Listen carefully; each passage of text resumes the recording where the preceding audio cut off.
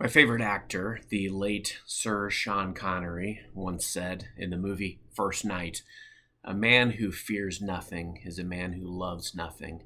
And if you love nothing, what joy is there in your life?"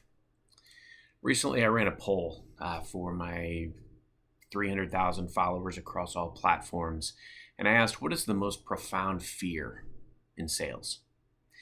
51% said missing quota, bad performance. 30% called out losing their job. And these fears are very real. And they're never going to completely go away.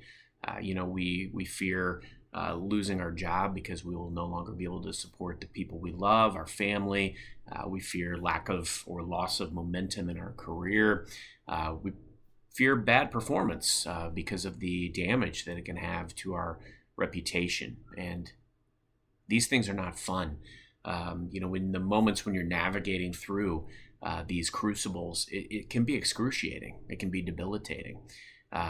If you're around long enough in a sales career, and if you're challenged hard enough, you're going to encounter these things.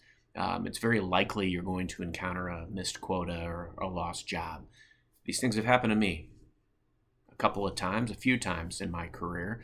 And I can tell you that the year I missed quota, my manager actually gave away my top customer while I was on paternity leave. My biggest deal of the year was incorrectly calculated, and it never got fixed. It was the first negative appraisal of my career, which was awful. And it was actually a signal that I wasn't going to last long at that company or in that role, which is really hard to handle.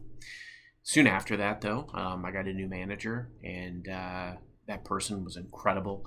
I meticulously studied the system. I focused on activities that would create and nurture relationships, and I applied ruthless discipline in my scheduling so that I could focus on my non-negotiables and drown out the distractions.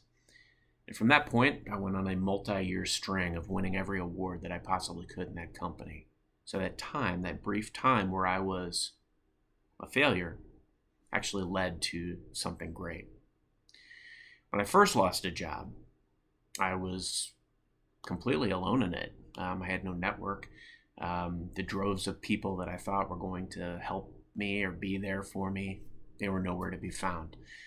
It was humiliating. It was deflating. It felt horrible.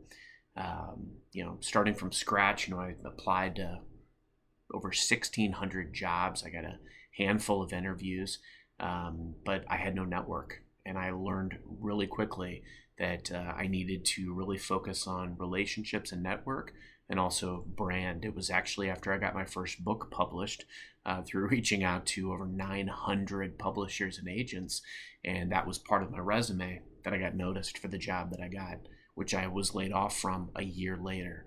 But then I came to the table with a position of strength, because from there on out, every meaningful role that I've ever moved into has been because of a relationship.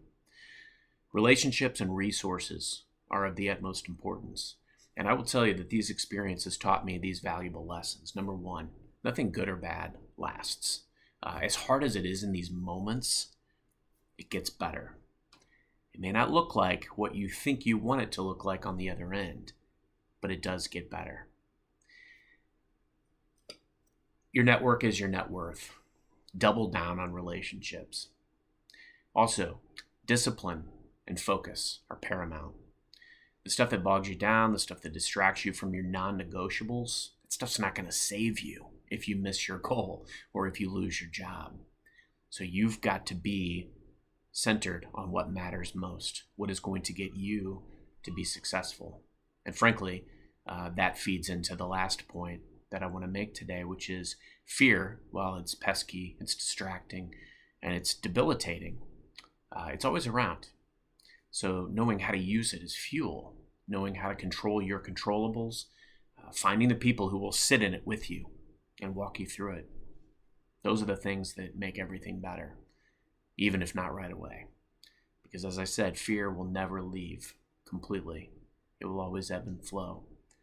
So knowing how to acknowledge it, knowing how to live with it, knowing it how to turn into fuel, and also knowing that the other side can make you better, even though that doesn't necessarily help you in the moment. All of these things can make the constant presence of some sort of fear a little bit easier to handle. We fear losing what we have, letting people down, not being good enough.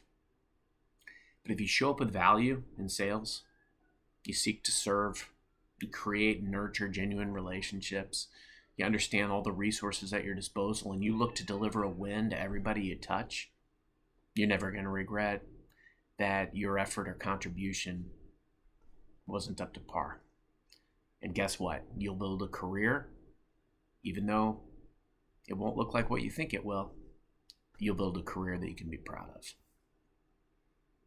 Good luck.